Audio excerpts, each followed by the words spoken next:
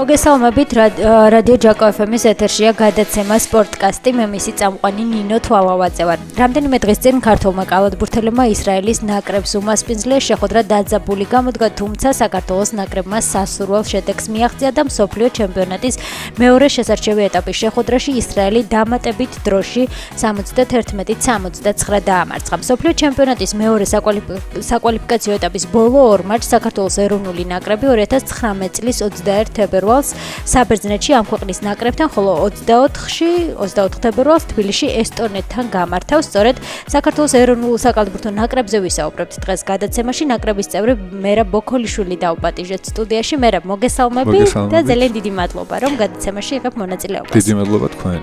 მერაბ, ისრაელთან თამაში შეიძლება ითქვას, რომ გამორჩეული იყო იმ თვალსაზრისით, რომ თანაბარი ბრძოლა მიდიოდა და გულშემატკივარი, ვინც უყურებდა თამაშს, ვერ იგებდა, რომ საქართველოს მოიგებდა თუ სტუმარი მოიგებდა. ანუ იმდენად დაძაბული გამოდგა, იმდენად მოულოდნელობებით სავსე და საყურებლად იმდენად საინტერესო იყო, რომ მართლაც ძალიან დიდი შთაბეჭდილებები დატოვა ამ თამაშმა. კი, ნამდვილად ისეთი თამაში იყო, რომ ჩვენც ბოლომდე მაყურებელი გა, ჩვენც ვერ გავიგებდით ბოლომდე მოიგებდით თუ არა. ესე ველოდებოდით კიდევაც, რომ ესეთი რთული თამაში იქნებოდა, იმიტომ რომ ისრაელი იყო ჩამოსული მაქსიმალურად კარგი შემადგენლობით, მიუხედავად იმისა, რომ ამ შესარჩევზე ძალიან რთული არის ევროლიგის კალათბურთელებმა მიიღონ მონაწილეობა, მათ მაინც მოახერხეს და რამოდენიმე ევროლიგის მოთამაშეს ყავდათ კი. იმიტომ რომ ეს იყო ალბათ მაგათთვის ბოლო შანსი, რომ ჯერ კიდე გასულიყვნენ მსოფლიო ჩემპიონატზე. ასე ვთქვათ, გადამწყვეტი თამაში იყო მათთვის და მაქსიმალურად იყვნენ მზად, ამიტომ ველოდებოდით, რომ ესეთი რთული თამაში იქნებოდა და ის ატმოსფერო ალბათ რაც სპორტის სასახლეში იყო, ძალიან დაგვეხმარა, რომ ეს გამარჯვება ძალიან მობილიზებულები ჩამოვიდნენ მართალი მინდა თქვა და ჩვენი გუნდი საკმაოდ ამაყად და საკმაოდ ღირსეულად შეხვდა და ეს გამარჯვება მე მგონი რომ ძალიან დიდხანს დაგვამახსოვრდება, იმიტომ რომ თამაშის მხრივ ძალიან საინტერესო იყო და მე სოციალურ ქსელშიც თვალს ვადევნებდი, რომ ბევრი ადამიანი წერდა და საუბრობდა, რომ დიდი ხანია ესეთი კარგი და საინტერესო თამაში არ გვენახავსო. კი, ნამდვილად, ძალიან დაძაბული თამაში იყო. ისეთივე დაძაბული იყო ალბათ როგორც საბერძნეთთან გამართული მატჩი ცოტა ხნის წინ და საბედნიეროდ მისგან განსხვავებით ამ თამაშის გამარჯვება მოახერხა. მეტოქის დაცვა საკმაოდ ეფექტური იყო, უკვე მეორე ნახევარში იგრძნობოდა, როცა სტუმრებმა 9 ქულიანი ჩამორჩენა აღმოფხრეს და პირველ წუთებზე დაკარგული ლიდერობა შეხვედრის დასრულებამდე 6 წუთით ადრე დაიბრუნეს. ქონდათ თქვენ მოლოდინი, რომ ესე უცებ ქონდა, ანუ იმის მოლოდინი ხო ზუსტად როგორ დაანაირად წაიწევდნენ წინ არა, მაგრამ იმის მოლოდინი იყო, რომ რაღაც მომენტში იმათ უფრო კარგად გამოვიდოდა თამაში, რაღაც მომენტში ჩვენ, ანუ კალათბურთის ძირთად ეგრევე მიმდინარეობს, რომ რაღაც მომენტში ერთი გუნდი ახერხებს გაქცევას, მეორე და მთავარი იყო სულისგანაც დაარიგება, რომ ესეთ მომენტში ჩვენ გაგვიგრძელებია ის გეგმა, რაც ჰქონდა თამაშის წინ დასახული და იმედი ჰქონდა, რომ ამ გეგმით მიზანს მივაღწევთ. ძალიან კმაყოფილი იყო თქვენი მწვრთნელი, მატჩის დასრულების შემდეგ საკმაოდ ისეთი კომენტარი გააკეთა, რომ 200%-ით დაიხარჯნენო ჩემი კალათბურთელებიო. კი, ალბათ ეგეც იყო ეს ორი თამაში, რაც ჰქონდა ჩვენ ამ ფანჯარაზე ესტონეთთან და ისრაელთან, მიზანი იყო ორივეში გამარჯვება, მოსამზადებლად ჰქონდა სულ რაღაც 3 დღე, რაც ძალიან ცოტა არის. თუმცა მოახერხეთ მიზნის მიღწევა. არ შემიძლია არ აღნიშნო კალათბურთის ფედერაციის როლი, რომელიც ყოველთვის მატჩზე მისულ გულშემატკივარს უქმნის სასიამოვნო გარემოს. ეს დამატებითი სტიმულია თამაშზე მისული ადამიანებისთვის. გულშემატკივრების როლი ძალიან მნიშვნელოვანია. ძალიან მნიშვნელოვანი და ფედერაცია ყოველთვის ცდილობს, რომ რაღაცა სიახლე შემოიტანოს მატჩებზე, რომ უფრო მეტი ადამიანი მივიდეს თამაშზე. კი, და ჩვენთვის ამ მნიშვნელოვანი არის. ჩვენ უკვე ამ ბოლო რამდენი წელია მივეჩვიეთ, რომ სპორტის სასახლეში თითქმის ადგილი არ რჩება და ეს ალბათ მაყურებელიც ხედავს, რომ თბილისში გამართულ მატჩებში ვინც არ უნდა ჩამოვიდეს და როგორი ძლიერი გუნდის არ უნდა ჩამოვიდეს, ჩვენ თანაბრად ვეთამაშებით მათ. მე ასევე ესტონეთი ვახსენეთ და რა თქმა უნდა ესტონეთზე რომ არ ვისაუბროთ ისე არ შეიძლება. მატჩამდე 3 დღით ადრე გქონდათ ტალინში შეხვედრა, ესტონეთში 7 ქულიანი სხვაობით დაამარცხეთ მასპინძლები. ესტონეთი არის ნაკრები, რომელიც საკმაოდ კარგ კალათბურთს თამაშობს და ეს იოლი არ არის მათთან მოგება.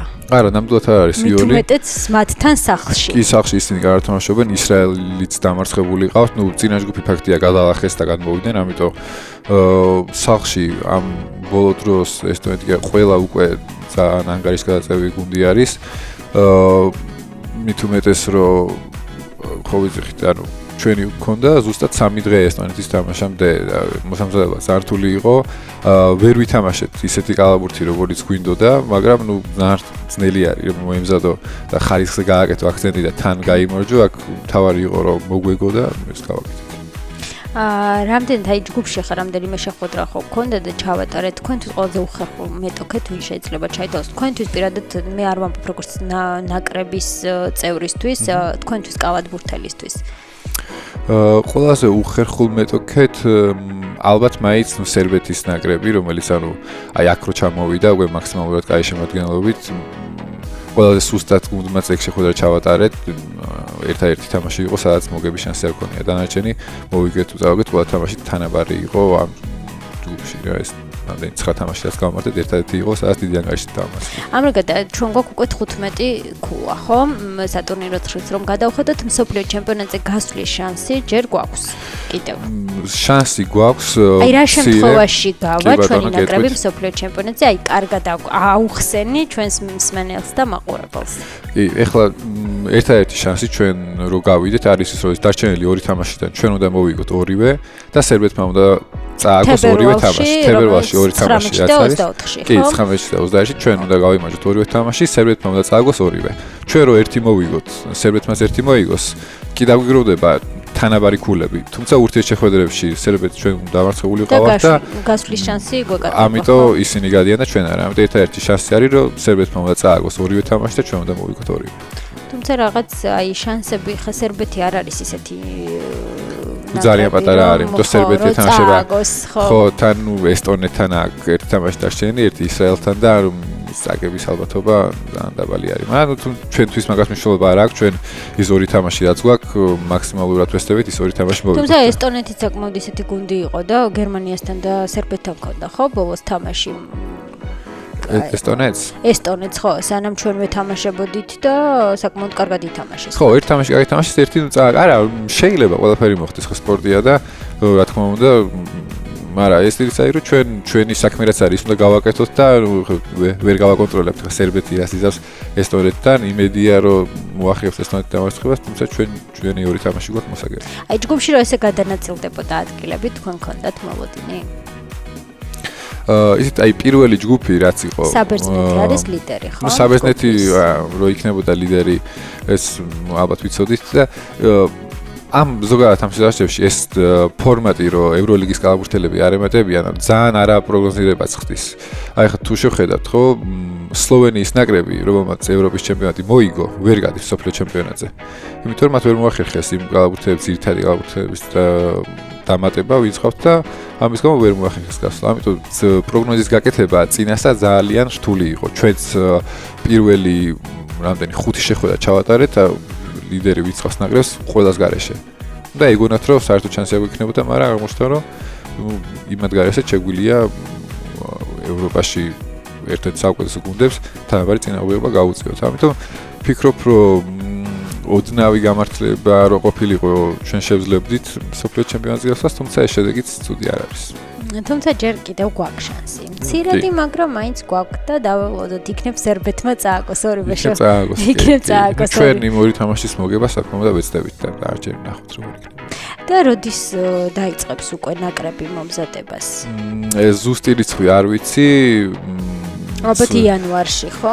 არა, იანვარში ვერ დაიწყებს, იმიტომ რომ ჩემპიონატები მიმდინარეობს, როგორც სუპერლიგა მიდის და ძალიან დიდი ხნით ადრე ვერ ჩერდება ხოლმე ჩემპიონატები, იმიტომ რომ მათაც თავის კალენდარი აქვს დაწერილი. თამაშამდე არ არის ახლა ბევრი დრო, თქვა. ხო, თებერვალამდე არ არის ბევრი დრო, მაგრამ ძირითადად თამაშამდე დაახლოებით 10 დღით ადრე ვიწყებთ ხოლმე შეკრებას ყველაზე კაი ვარიანტი. რამდენად რთული არის ჯგუფის ლიდერთან თამაში? აი საბერძნეთთან გველოდება ხო ჩვენ პირველი შეხვედრა გვექნება საბერძნეთთან. კი, საბერძნეთთან მით უმეტეს საბერძნეთში მათ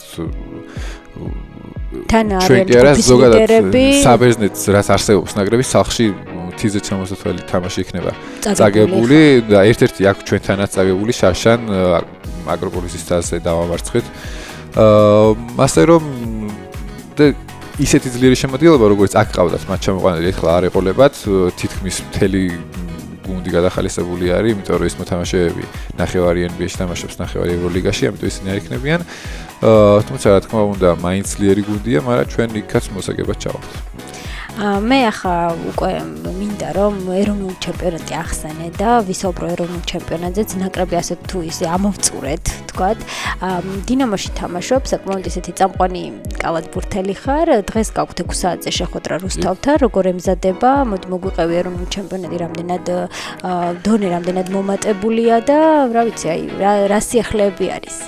გულშემატკივრების როლიც მაინტერესებს, დადის თუ არა გულშემატკივარი დარბაზში. ეს პრობლემა არის ბევრი წელია სპორტის ყველა სახეობაში, არ მარტო კალათბურთში, ასევე სპორტის სხვა სახეობებშიც. კი, ჩემპიონატსაც შეეხება, ჯერ ახალი დაწყებული ჩემპიონატი არის, 3 თამაში გვაქვს ჯერ გამართული, დღეს იქნება მე-4 მატჩი. ერთ-ერთი ჩემი აზრით ყველაზე თანაბარი ჩემპიონატი ჩანს ამ ბოლო წლებში, რაც რა თქმა უნდა საინტერესოს გახდის, გამოკვეთილი ფავორიტი არ ამგონია ვინმე იყოს.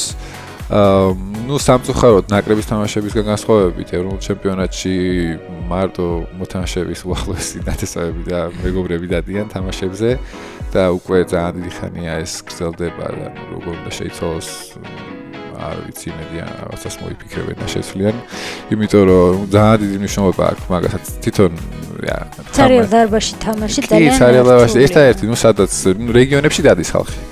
ბათუმში, რუსთავში, ქუთაისში მოდიან ხალხი, იქ რაც არის დარბაზი. სპორტის სხვა სახეობებშიც ასეთი მდგომარეობაა, მერაბ. ხო, ვიცი. კალათბურთში არ არის, რეგიონებში დადის ხალხი, მაგრამ დედაქალაქში ხო, იმიტომ რატომღაც ალბათ იმიტომ რომ იმ გუნდებს, რაც დედაქალაქში არის 3, 4, 5 გუნდი, არ ყავთ თავიანთი, ასე ვთქვათ, ფან-კლუბი და გულშემატკივრების ბაზა არ არსებობს.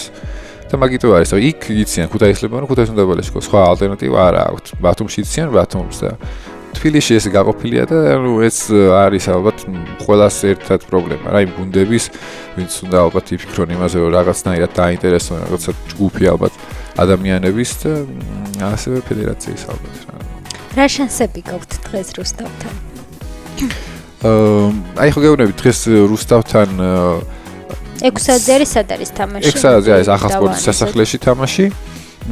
აი ეს ერთ-ერთი პრობლემა არის, ხალხმა ძირთად არ იცის როდის არის თამაში. იმიტომ რომ მიჩვეული იყო ხალხი, რომ ძველ სპორტის სასახლეში ტარდებოდა სუპერლიგა და უკვე რამდენი წელია, 4 წელია თუ 5 წელია აქ ახალ სპორტის სასახლეში ტარდება თამაშები და დროებიც ანუ ვიღაცამ ვინც არ არის უშუალოდ კალათბურთელის ახლობელი ვერ გაიგებს თუ საიძე არ შევიდა და საიძე არ ნახა როდის არის რაღაც თამაში ვერ გაიგებს, ვერ მიხვდება როდის არის თამაში, რომ მოუნდეს ეხლა ვიღაცას კალათბურთს არ იცის საათ ტარდება, რატო ტარდება, ვინ თამაშობს, არაფერი არ იციან. ეგეც ერთ-ერთი პრობლემა არის და აქ კლუბებმა უნდა იაქტიურონ, არავის არ უნდა დავაბრალოთ, თვითონ კლუბებმა უნდა იაქტიურონ, თუნდაც სოციალურ ქსელში და კი, და ნუ ნელ-ნელა დაიწყეს. სამაღლება უფრო უნდა მოხდეს, რომ ტარდება ეროვნული ჩემპიონატი შაბათ-კვირას და ხალხი უნდა მივიდეს. კი, ეგ რაღაცნაირად უნდა ხომ თვითონ გადაწყვეტონ და ნუ თამასაც შეეხება რუსთავმა პირველი თამაშიდან მე მგონი 3 ლეგიონერი შეცვალეს, ანუ დღეს ეყოლებათ პირველად